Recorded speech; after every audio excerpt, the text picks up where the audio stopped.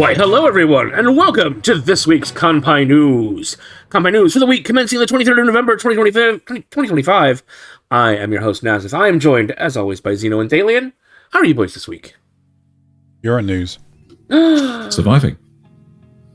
Is that what yellow means? Surviving?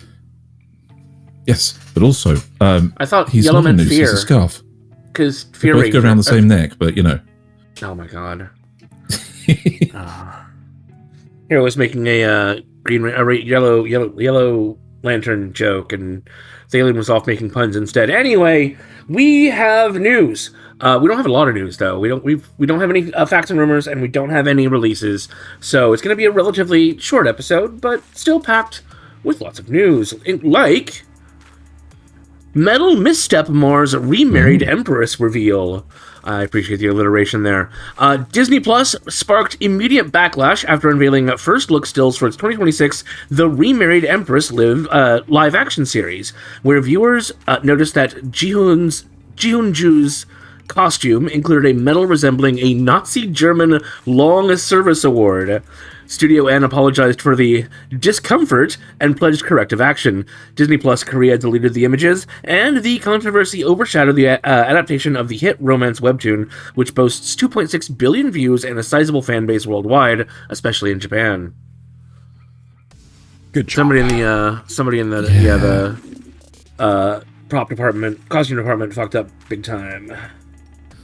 This is the way they did the live action Mulan and decided to etch the sword with a view that hasn't been held for 100 years. In terms of like, they're not making themselves look good when they do these things. Yeah. Speaking of not looking good, political chill pauses Japan films in China. China has delayed the December openings of Eiga Crayon Shinchan, Chokare, Shakunetsu no Kasukabe Dancers, and the live-action Cells at Work. Those were three things. Sorry, because of the thing. So that's Crayon Shin-chan's new film, Shakunetsu no Kasukabe Dancers, no, that is, and the live-action Cells at Work. That is the Crayon Shin-chan film. Online? That's all the one. Oh. I think it's Shin-chan dances as he pleases or something. Oh, okay. So that is just two things. Yeah, Crayon Shin-chan and Cells at Work, live action. With no new date set, following escalating tensions after Prime Minister Sanae Takaichi said a Chinese attack on Taiwan could trigger a situation threatening Japan's survival. Chinese officials condemned the remark, advised citizens against visiting Japan, and airlines began issuing free refunds, even as China remains Japan's largest tourism source with 7.48 million visitors this year. The impact on Japanese films already in theaters is uncertain, though Demon Slayer Infinity Castle Part 1, Akaza Returns, debuted strongly with 373 million. What are they? RMB. What's the currency called? That's a good question.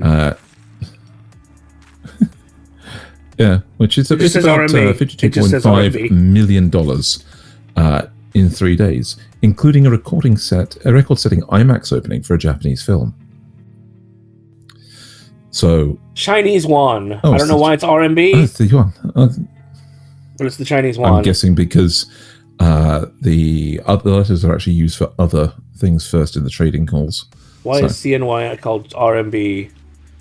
Translation is renminbi, or people's currency. Right. There you go. Mm-hmm. We learned something today besides the news. Yes, indeed. So, yes, this is more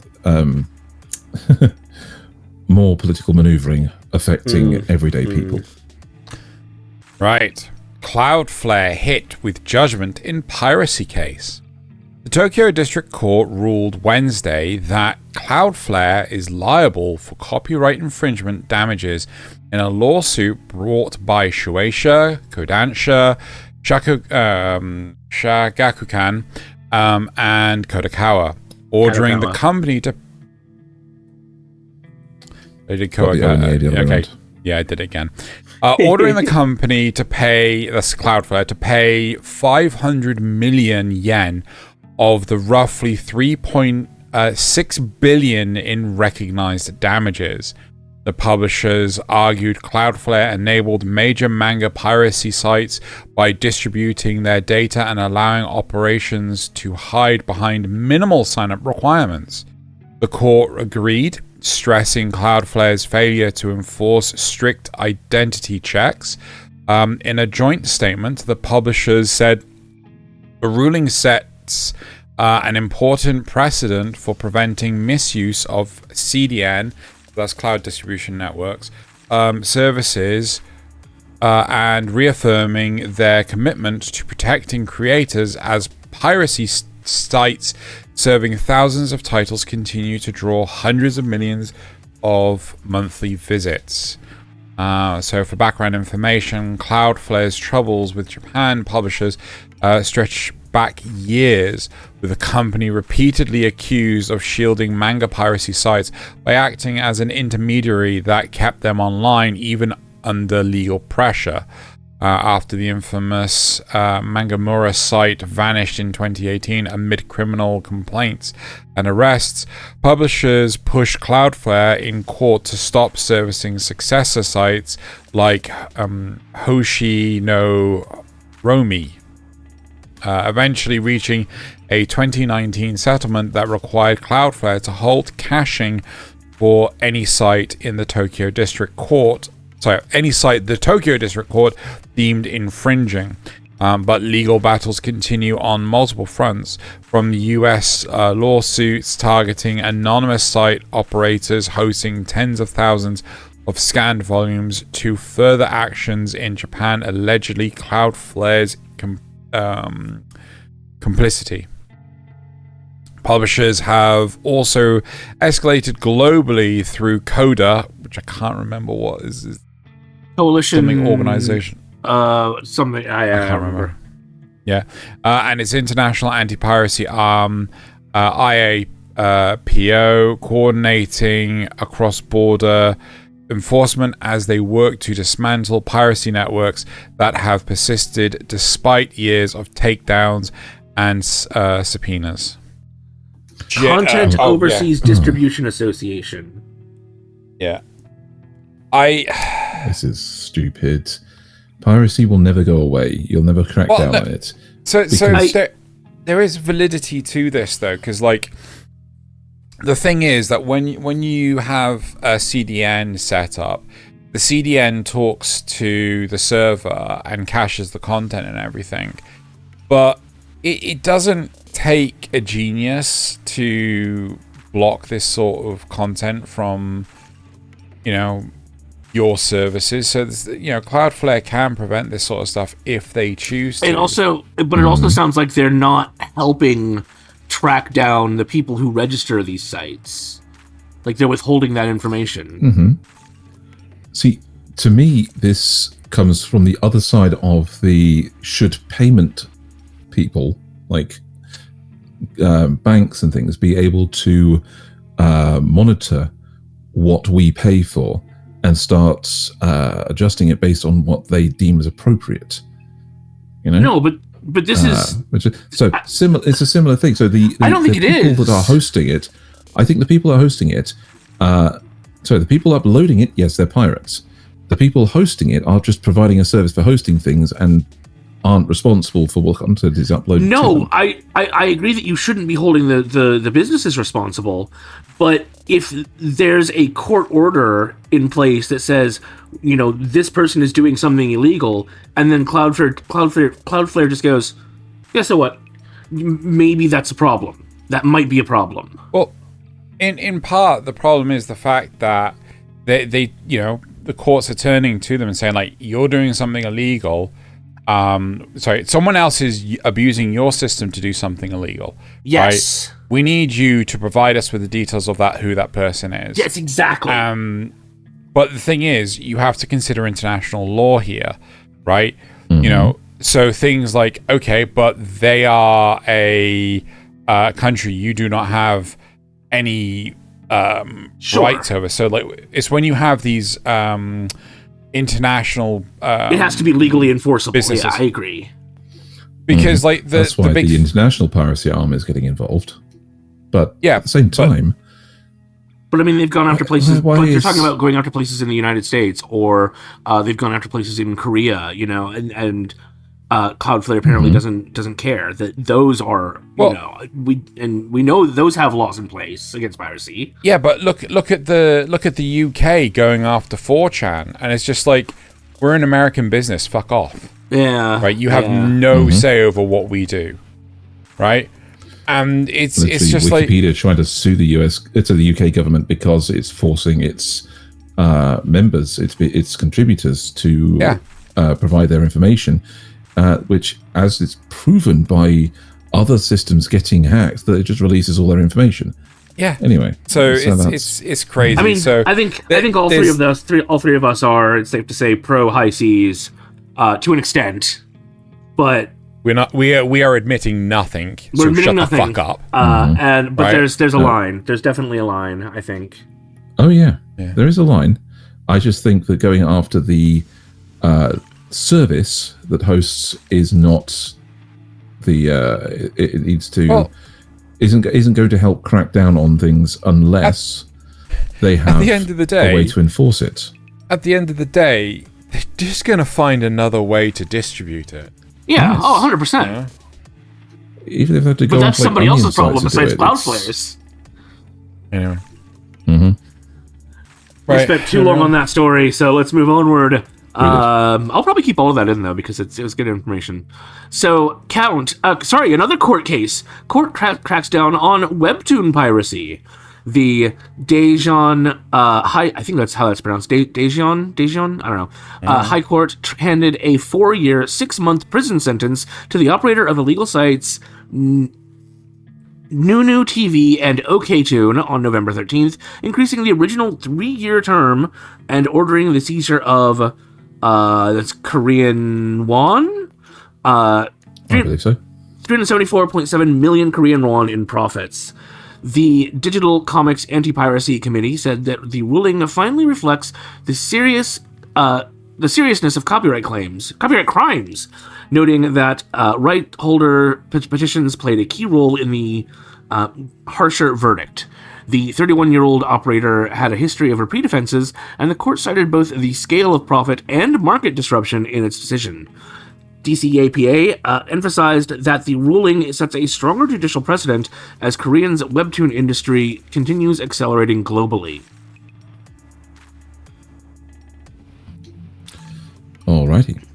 Next up, CoroCoro's Lost Kids Club.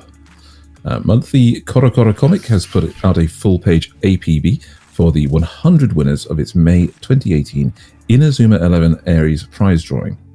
A giveaway delayed so long that the game finally launched last week, 7 years and multiple title changes later, as Inazuma 11 Victory Road. Because CoroCoro's readership back then was mostly elementary school students who are now entering college, the magazine is asking the winners to mail in postcards with both their childhood and current info to claim a Switch download code by January 14, 2026.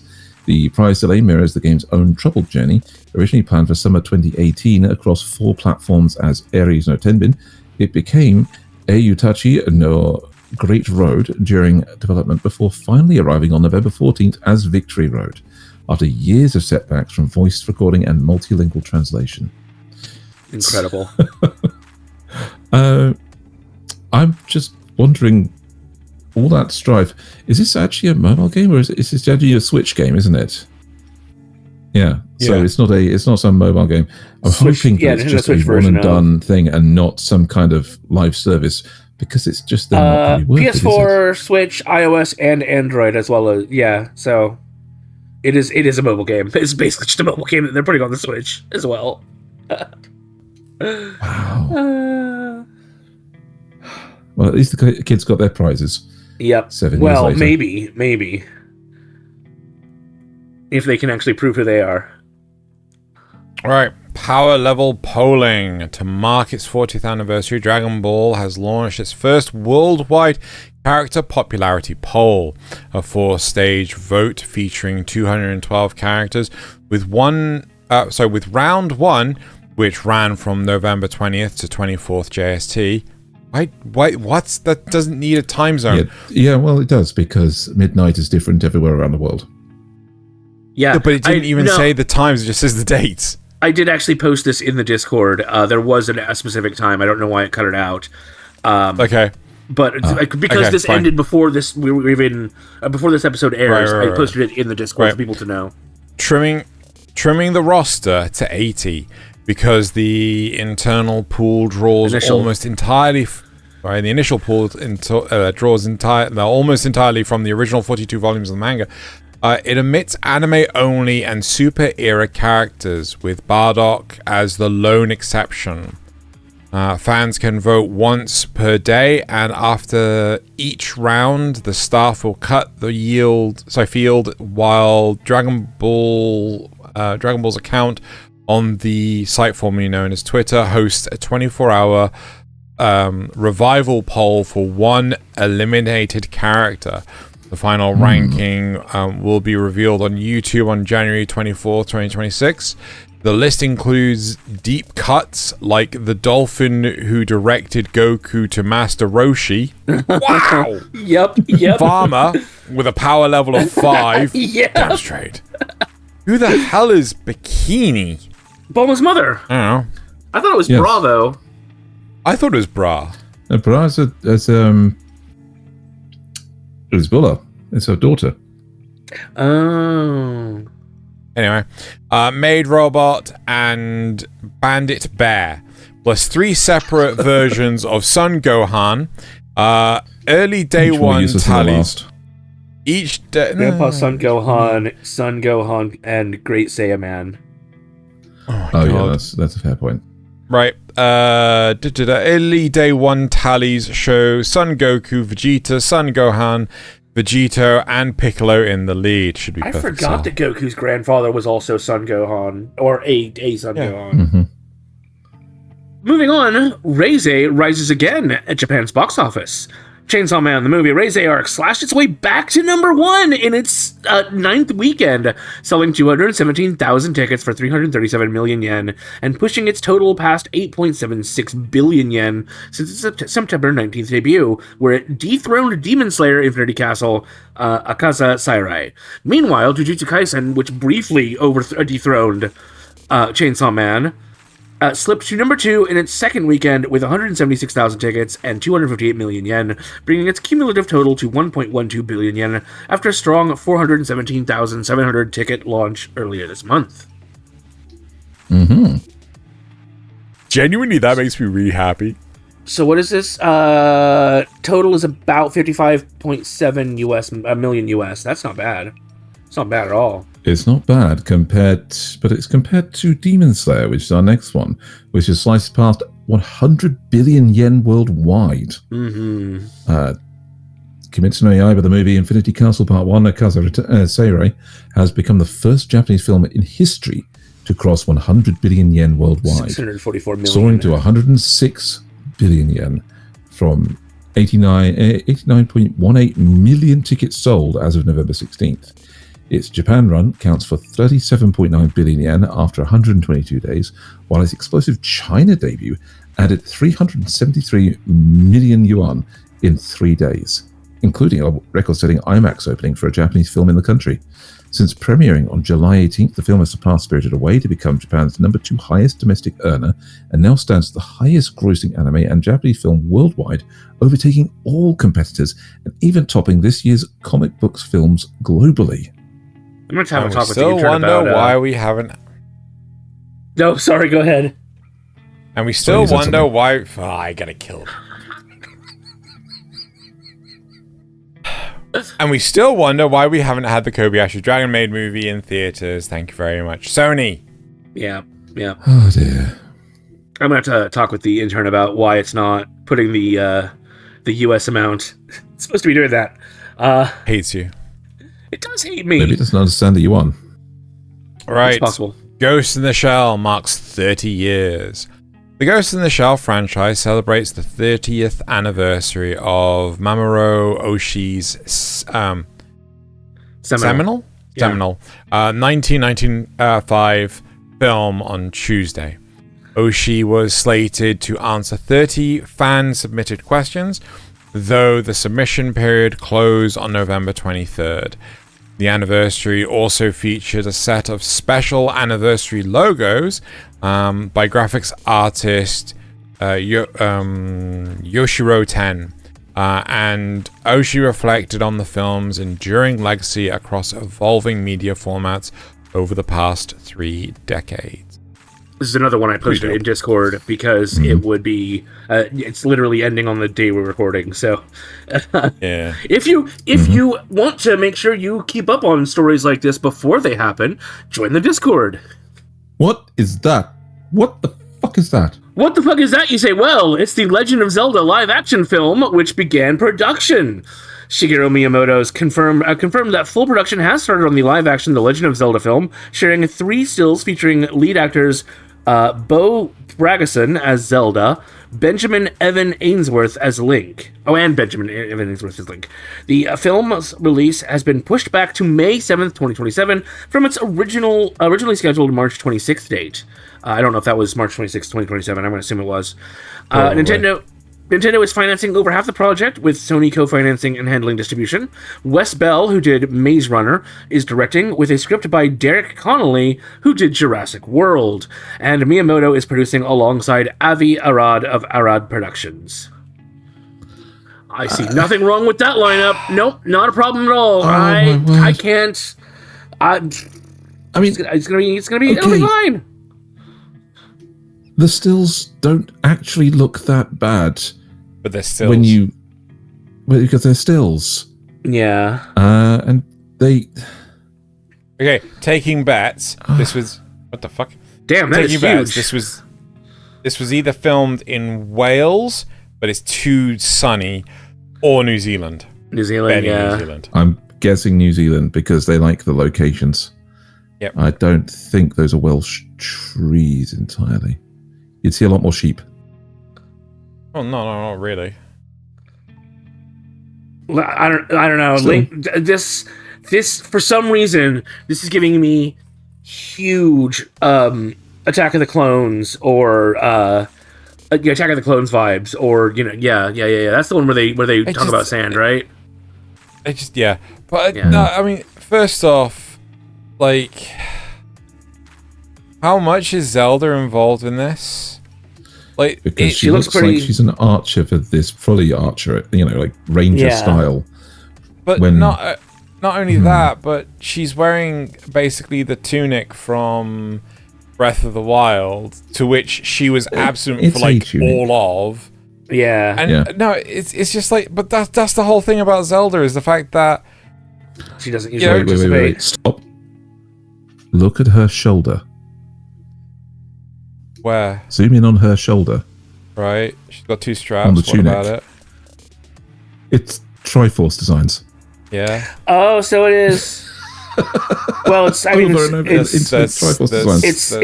fractal is what it is, but it happens to incorporate the Triforce design.